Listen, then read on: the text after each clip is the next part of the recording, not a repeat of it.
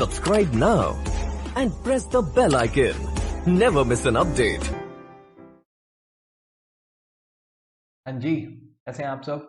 I hope बहुत अच्छे होंगे। सब अच्छा चल रहा होगा, घर पे सेफ और इंजॉय दोनों काम कर रहे होंगे आप। ठीक है, तो हम लोग क्या करने आए हैं आज? आज हम रिवीजन करने आए होंगे।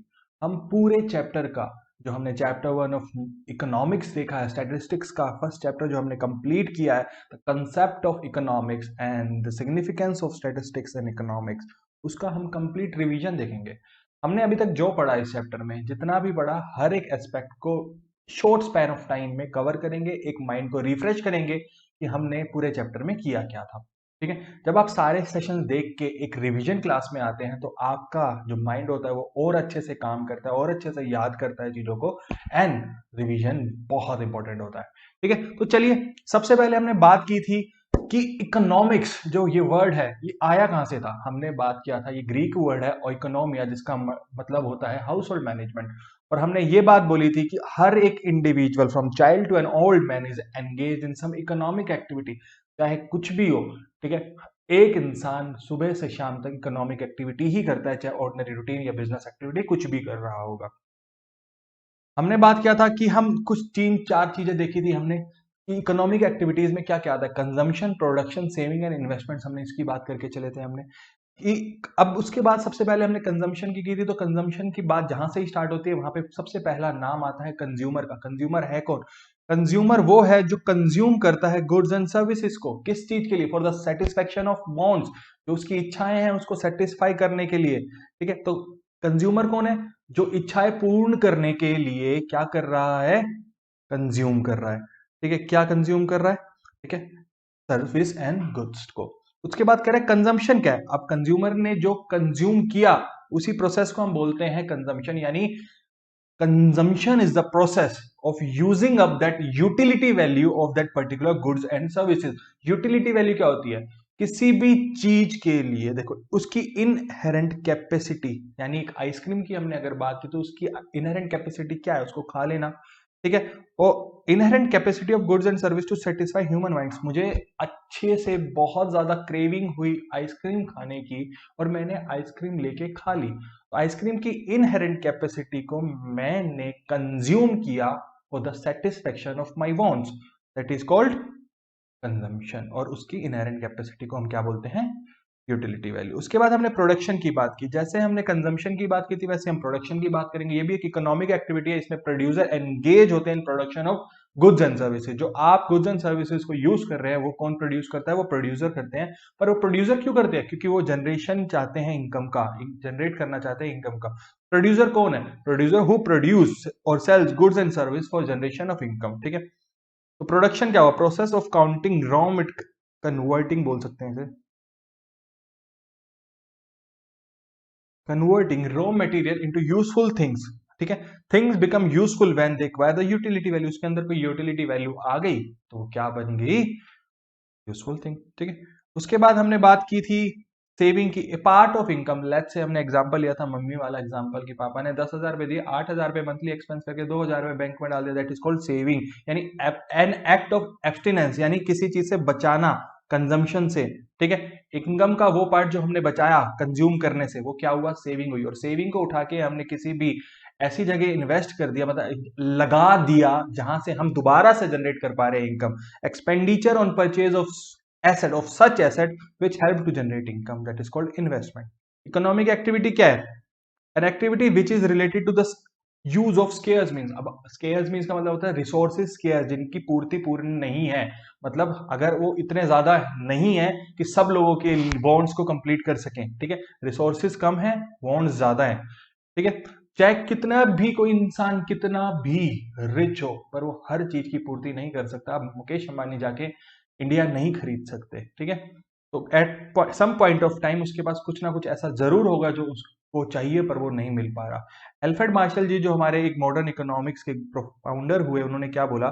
Study of man kind and ordinary business of life. हमने इसको बोला कि हम लोग बहुत सारी इकोनॉमिक एक्टिविटी करते हुए अपनी लाइफ चला रहे हैं, और इकोनॉमिक्स क्या है? ये एक स्टडी है ऑफ मैनकाइंड, मैनकाइंड की स्टडी जो वो ऑर्डिनरी बिजनेस ऑफ लाइफ को चलाते हुए कर रहा है।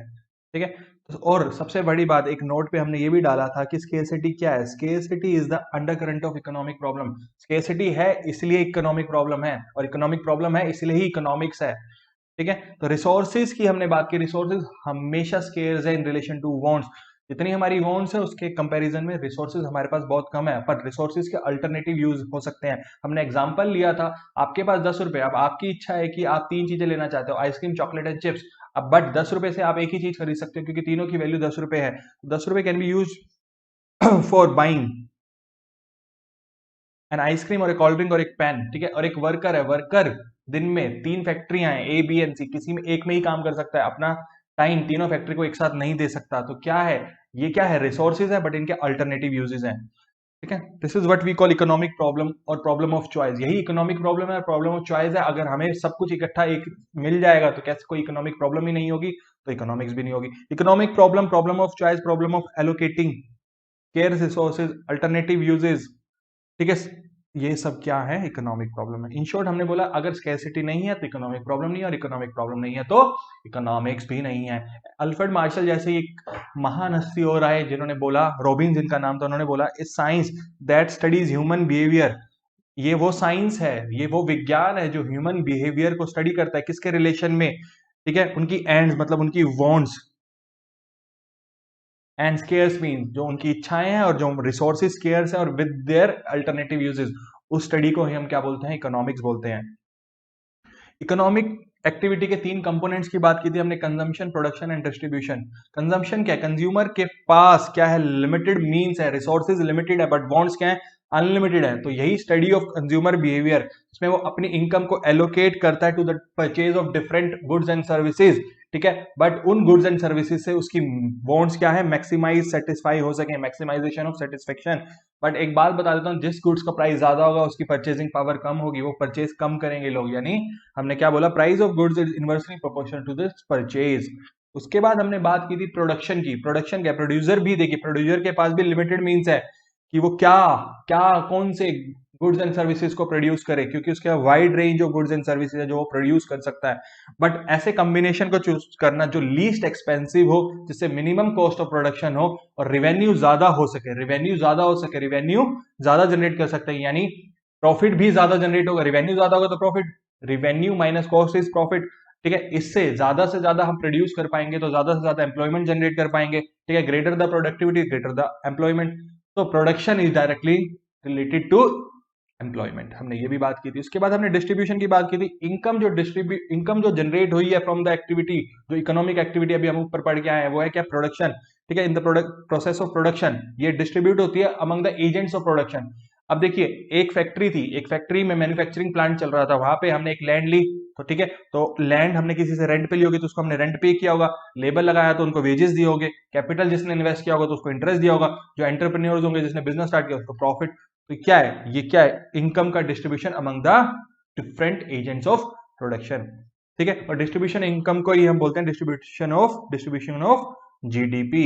और ये सारी बातें हमने की थी, poverty, unemployment, growth, social justice, ये सब कहाँ हम मैक्रो में पढ़ेंगे इन 12th क्लास। अब मेन एस्पेक्ट जो इसका है, इस पार्ट का है, वो है स्टैटिस्टिक्स। स्टैटिस्टिक्स क्या है, हमने बात की थी कि लेमन लैंग्वेज में स्टैटिस्टिक्स क्या है, एक न्यूमेरिकल डेटा है, यानी स्टोर ऑफ क्वांटिटेटिव इंफॉर्मेशन या quantification of facts and findings. ये क्या है, स्टैटिस्टिक्स है। बट हम कैसे स्टोर कर पाएंगे, कैसे ले पाएंगे, कैसे क्वांटिटेटिव इंफॉर्मेशन ले पाएंगे, उन टेक्निक्स को, मेथड्स को पढ़ने के लिए हमने क्या करना है, स्टैटिस्टिक्स को ही पढ़ना है। ठीक है, और स्टैटिस्टिक्स हमने 2 सेंस में पढ़ा, सिंगुलर सेंस में और प्लूरल सेंस में। प्लूरल सेंस में सबसे पहले बात करते हैं information in terms of number, जो population statistics, employment statistics, public expenditure के रिगार्डिंग हम बात करते हैं, वो क्या है, प्लूरल सेंस में है। ठीक है, हर न्यूमेरिकल इंफॉर्मेशन स्टैटिस्टिक्स नहीं होता, हमने ये भी बात की थी। हमने एक एग्जांपल लिया था, शुभम हर दिन में 2 चॉकलेट खाता है, this is not at all statistics, because इसमें एग्रीगेट और एवरेज किसी की भी बात नहीं की गई है। एग्जांपल लिया हमने, out of 50 students 40 students are interested in playing cricket and 10 in football, so these are terms as these numerical numbers can be said to be a statistics। ठीक है, हमने डेटा का बात किया था कि कौन सा स्टैट्स है कौन सा नहीं है, एक कार के 4 पहिए हैं, this is not at all statistics. ठीक है, दिया के पॉकेट में 500 रुपए हैं, ये भी स्टैटिस्टिक्स नहीं है। स्टैट्स क्या है, एवरेज वेट ऑफ 20+ स्टूडेंट्स या मेल की हमने बात की थी in India is 100 kg in respect to Pakistan जिनका 55 kg है। हमने बात की लास्ट 5 ईयर्स में इंडिया ने 50 टेस्ट मैचेस जीते हैं और 30 लूज किए हैं। वो क्या है? स्टैटिस्टिक्स है। तो हमने बोला all statistics are data but all data are not statistics. तो डेफिनेशन में हमने बात की थी statistics are numerical statements of facts in any department of inquiry placed in relation to each other. एक दूसरे के रिलेशन में हम उसको यूज करके चलते हैं। यानी by statistics we mean quantitative data affected a marked extent by multiplicity of causes. उसके बाद हमने सबसे इंपॉर्टेंट बात की थी जो कि बहुत इंपॉर्टेंट थी, फीचर्स। इस चैप्टर में 3 बहुत इंपॉर्टेंट चीजें, फीचर्स, लिमिटेशंस एंड फंक्शंस, और हम इंपॉर्टेंस कह सकते हैं उसको। तो हमने देखा था इसके 8 पॉइंट। सबसे पहला था aggregate of fact. Single number कभी भी स्टैट्स नहीं बनता, हमें कुछ एग्रीगेशंस की जरूरत पड़ती है। हमने एग्जांपल लिया था स्टूडेंट्स का, कॉलेज के अंदर 1000 स्टूडेंट है, वो स्टैट्स नहीं है, बट उसका कंपैरिजन हमने बोला कि 300, 400, 300 आर्ट, साइंस एंड कॉमर्स में स्टूडेंट्स है तो वो क्या बन जाता है? स्टैट्स। हमने एक्सपोर्ट की भी बात की थी इस एग्जाम्पल में कि इंडिया का टोटल एक्सपोर्ट्स कितना है या टोटल पॉपुलेशन कितनी है। उसके बाद हमने बात की थी कि फीचर में सेकंड था न्यूमेरिकली एक्सप्रेस। ठीक है, न्यूमेरिकल एक्सप्रेशन बहुत ज्यादा जरूरी है। क्वालिटेटिव टर्म्स में हम बात नहीं कर सकते क्योंकि हमें क्वांटिटेटिव टर्म्स में ही बात करके चलना है। कहाँ पे? स्टैट्स के अंदर। बिग, स्मॉल, टॉल, ये सब चीजें क्या है? शॉर्ट, ये क्या है? क्वालिटेटिव टर्म्स हैं। तो ऐसे हम काम नहीं कर सकते। हमने एग्जांपल लिया था सचिन और इरफान की हाइट का। ठीक है, उसके बाद मल्टीप्लिसिटी ऑफ कॉजेज हमने बात की थी कि स्टैट्स एक अफेक्ट सिंगल फैक्टर से नहीं होता, मल्टीपल फैक्टर से होता है। हमने प्राइस हाइक की बात की थी, 30% से हाइक हुआ तो किस वजह से? शॉर्टेज ऑफ पावर की वजह से हो सकता है, वेजेस राइज की वजह से, इंक्रीज डिमांड हो सकता है, सप्लाई कम होने की वजह से हो सकता है, टैक्सेस को इंक्रीज कर दिया होगा गवर्नमेंट ने, तो इन सब चीजों की वजह से होता है। एक फैक्टर होता है उसको हटा देते तो वो स्टैट्स नहीं बनता। उसके बाद हमने बोला था कि रीजनेबल एक्यूरेसी। स्टैट्स में हम अज्यूम करके चलते हैं कि एक reasonable accuracy, degree of accuracy must be kept in view. हमें देखना है कि डेटा 100% ट्रू नहीं हो सकता, मान लेते हैं, बट एक रीजनेबल एक्यूरेसी जरूर होनी चाहिए while collecting the statistical data. ठीक है, ये डिपेंड करता है इन्वेस्टिगेशन पे, इस नेचर पे, साइज पे एंड अवेलेबल रिसोर्सेज पे। उसके बाद बोला था mutually related and comparable. Data अगर म्यूचुअली रिलेटेड होगा तभी हम उसको कंपेयर कर सकते हैं। किसी की वेट, हाइट और एज ले ली तो वो कंपेरेबल नहीं होगा। हमें या तो किसी को कंपेयर करना है तो सबकी या तो वेट लेने पड़ेंगे या हाइट लेनी पड़ेगी या एज लेनी पड़ेगी, तभी हम कर सकते हैं।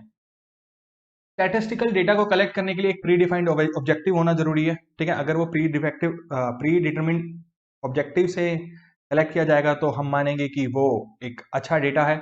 ठीक है, any information collected with any definite objective will be A numerical value and not stats. हमने अगर उसको बोला कि हमने उसको विदाउट प्री डिफाइंड यानी ऑब्जेक्टिव के थ्रू हमने उसको कलेक्ट किया तो उसको वो स्टैट्स नहीं है। ठीक है, हमने बात की थी इकोनॉमिक प्रॉब्लम एक विलेज में, कि हमने बोला कि विलेज में हमने बोला कि हमें डेटा चाहिए। ठीक है, कि कितना फार्मर्स का, लेट्स से हम बात करते हैं एक विलेज में हमें फार्मर्स का डेटा चाहिए। ठीक है, हमारा कोई ऑब्जेक्टिव नहीं, हमने डेटा चाहिए तो उसका क्या करेंगे? वो स्टैट्स नहीं है, बट हमें ये देखना है कि उनके अमंग कितनी लैंड डिस्ट्रीब्यूटेड है। तो ये एक प्री डिटरमिन ऑब्जेक्टिव हो गया, तो क्या बन गया? स्टैट्स। एन्यूमरेशन एंड एस्टिमेटेड की भी बात की थी हमने कि हाँ, अगर हमारे पास लार्ज साइज ऑफ ऑडियंस है, जैसे हम काउंट नहीं कर सकते हैं, तो हम एस्टिमेशन में काम करके चलते हैं। बट एक स्मॉल साइज यानी एक स्मॉल यूनिवर्स है, एक स्मॉल पॉपुलेशन है, तो हम उसको एस्टिमेशन पे काम, एन्यूमरेशन पे काम करते हैं, उनको नंबरिंग करके काम कर लेते हैं। ठीक है, सिस्टमैटिक मैनर में किया जाएगा, हैफजार्ड मैनर में ना किया जाए। ठीक है, सिस्टमैटिक में किया जाएगा तो कंक्लूजन पे जा सकते हैं, अदरवाइज कंक्लूजन निकालना बहुत डिफिकल्ट हो जाता है। उसके बाद हमने बात की थी स्टैटिस्टिक्स की एक सिंगुलर नाउन में। क्या कह रहे हैं?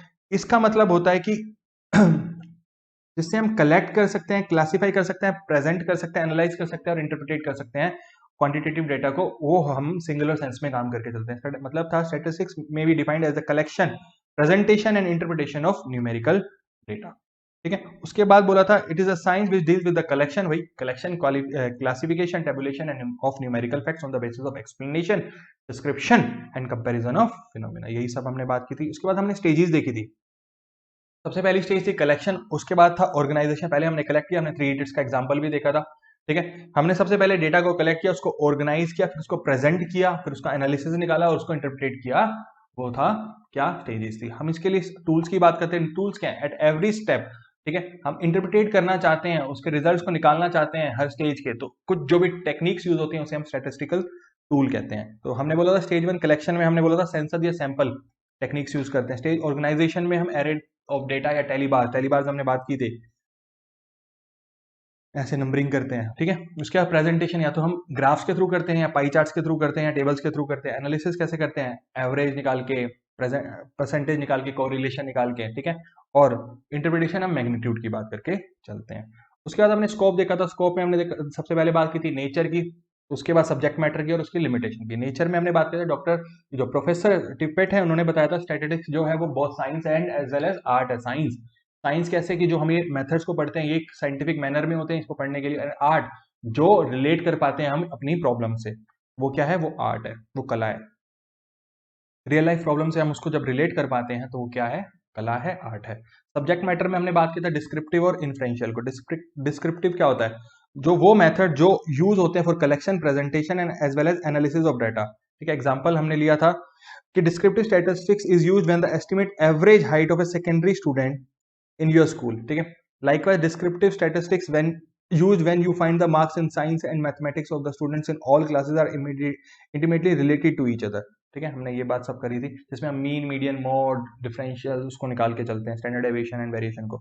इन्फ्रेंशियल में बात की थी such method by which conclusion can be drawn, ठीक है, रिलेटिंग टू ए यूनिवर्स। हम ऊपर हमने सब कुछ देखा, पर इन्फ्रेंशियल में हम एक सैंपल को लेते हैं। हमने एग्जांपल लिया था वेट का, ठीक है, एवरेज वेट निकाला था 50 स्टूडेंट में से 5 का सैंपल लेके हमने निकाला था, वो क्या था, इन्फ्रेंशियल था। फिर उसके बाद हमने लिमिटेशन बात की थी कि न्यूज हमने बताया statistics must be regarded as an instrument of research of great value but bearing some severe limitations.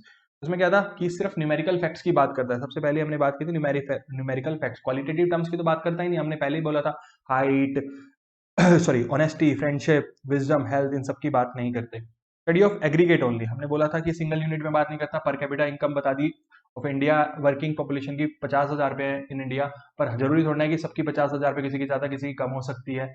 वो क्या था, study of aggregates only. Homogeneity of data, heterogeneous data हम यूज नहीं कर सकते। ठीक है, हमने ऊपर भी बात की थी रिलेटेड एंड कंपेरेबल होना चाहिए। ठीक है, तो हेट्रोजीनियस डाटा नहीं हो सकता। उसके बाद results are true only on an average, on an average ही ट्रू है, एक्यूरेटली ट्रू नहीं होते, एरर फ्री नहीं होते। विदाउट रेफरेंस हम वो रॉन्ग हो सकते हैं।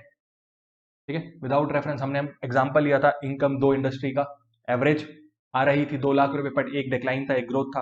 बट जब तक हम रेफरेंस नहीं लेंगे तब तक हम काम नहीं कर सकते, हम गलत इन्वेस्टमेंट कर सकते हैं। ठीक है, it can be use only by the expert, सिर्फ एक्सपर्ट नॉलेज ही होने के बाद हम स्टैट्स का यूज कर सकते हैं। लेमैन उसको अच्छे से यूज नहीं कर सकता, अगर किया तो हो सकता है वो उसके लिए रॉन्ग प्रूव हो। प्रोन टू मिसयूज, इसका मिसयूज हो सकता है, ये हमने बात की थी। उसके बाद हमने बात की थी फंक्शंस एंड इंपॉर्टेंस की। फंक्शन एंड इंपॉर्टेंस हमने बोला था, टिपेट जी ने भी बताया था कि एक दिन ऐसा आएगा जहां पे स्टैटिस्टिकल वर्कशॉप्स होनी स्टार्ट हो जाएंगी इकोनॉमिक्स के लिए भी, जैसे फिजिक्स एंड केमिस्ट्री के लिए होती हैं। तो कुछ थे, first quantitative expression of economic problem. ठीक है, हमने बोला था फंक्शन में सबसे पहला कि किसी भी इकोनॉमिक प्रॉब्लम का क्वांटिटेटिव एक्सप्रेशन है न्यूमेरिकल टर्म्स में डालना ही क्या है, उसका एक इंपॉर्टेंट फंक्शन है। जैसे हमने बोला था प्रॉब्लम ऑफ अनएम्प्लॉयमेंट, ठीक है, हमने बोला कि 20% of Indian working population is unemployed. ठीक है, उसके बाद इंटरसेक्टोरल और इंटरटेम्पोरल कंपैरिजन में बोला था इंटरसेक्टोरल अक्रॉस डिफरेंट सेक्टर, ठीक है, और इंटरटेम्पोरल मतलब चेंज इन मैग्नीट्यूड, एक पर्टिकुलर सेक्टर के अंदर ही कितना मैग्नीट्यूड, पिछले साल कितना एम्प्लॉयमेंट था, इस साल कितना एम्प्लॉयमेंट है किसी इंडस्ट्री में, तो वो क्या था, इंटरटेम्पोरल था। Working out cause and effect relationship, कि हम पहले सबसे पहले कॉज देखते कि ऐसा हुआ क्यों, कैसे हुआ और उसका इफेक्ट क्या हो सकता है, उस रिलेशनशिप के बारे में कर सकते हैं। उसके बाद उसकी गवर्नमेंट से उसकी रेमेडीज भी ले सकते हैं। ठीक है, फिर कंस्ट्रक्शन ऑफ इकोनॉमिक थ्योरीज, हमने बोला कि इकोनॉमिक जो होते हैं वो भी इकोनॉमिक थ्योरीज भी यहीं से बनाते हैं। जैसे हमने बात की थी किसी भी प्रोडक्ट का प्राइस ज्यादा हो रहा है तो उसकी डिमांड कम हो रही है, यानी price is inversely related to demand, ये भी क्या एक इकोनॉमिक थ्योरी है। उसके बाद इकोनॉमिक फोरकास्टिंग थियरीज के बाद ही फोरकास्टिंग क्या होता है, फोरकास्ट करना, ये कोई एस्ट्रोलॉजिकल प्रिडिक्शन नहीं है, बट फ्यूचर इवेंट को सर्टेन करना पीछे जो हुआ उसको देखते हुए। ठीक है, तो वो क्या होता है, स्टैटिस्टिकल फोरकास्टिंग, यानी हमने न्यूमेरिकल टर्म में एक्सप्रेस किया होता है लास्ट ईयर्स में क्या ट्रेंड से वो इंक्रीज हो रहा था या डिक्लाइन हो रहा था, आगे फ्यूचर ईयर्स को भी ऐसे ही हम प्रिडिक्ट करके चलते हैं। तो उसी फोरकास्टिंग से क्या बना सकते हैं हम, पॉलिसीज बनती है, गवर्नमेंट कितना टैक्स लेना चाहिए, कितनी पेइंग कैपेसिटी होगी सिटीजन्स की, कितना उनको हम डिस्कम्फर्ट में डाल सकते हैं, वो क्या है, पॉलिसीज बनाती है गवर्नमेंट, यानी हमारे फाइनेंस मिनिस्टर। फिर इकोनॉमिक इक्विलिब्रियम की बात की थी हमने, एक balance between the producer and the consumer, ठीक है, जिससे प्रोड्यूसर के प्रॉफिट ज्यादा हो सके और कंज्यूमर की वांट्स को सेटिस्फाई किया जा सके, ये सब चीजें हमने बात की थी। तो इसी के साथ आपका पूरा चैप्टर कंप्लीट हुआ था। तो आई होप आपको ये समझ आया होगा। आप अच्छे से एक बार इसको गो थ्रू करेंगे, जब सारे सेशन को एक बार देख लेंगे, ठीक है, एक बार वो देखेंगे, उसके बाद जब इसको गो थ्रू करेंगे एंड देन अपनी बुक से क्वेश्चंस वगैरह को सोल्व करेंगे, तो आपको पूरा कॉन्फिडेंस आएगा, इसकी श्योरिटी मैं देता हूँ। प्लीज अगर आपको ये सब वीडियोस अच्छी लग रही है तो प्लीज सब्सक्राइब कीजिए चैनल को, लाइक कीजिए वीडियोस को, मोटिवेट कीजिए हमें कि हम रोज आपके सामने आ सकें और कुछ अच्छा लेके आ सकें। हम इंप्रूव कर रहे हैं, हम धीरे धीरे रोज इंप्रूव करेंगे, आपके साथ हम इंप्रूव करना चाहते हैं। तो प्लीज सपोर्ट कीजिए, ठीक है, और प्लीज प्लीज प्लीज अपना प्यार देते रहिए। Thank you, bye bye, take care.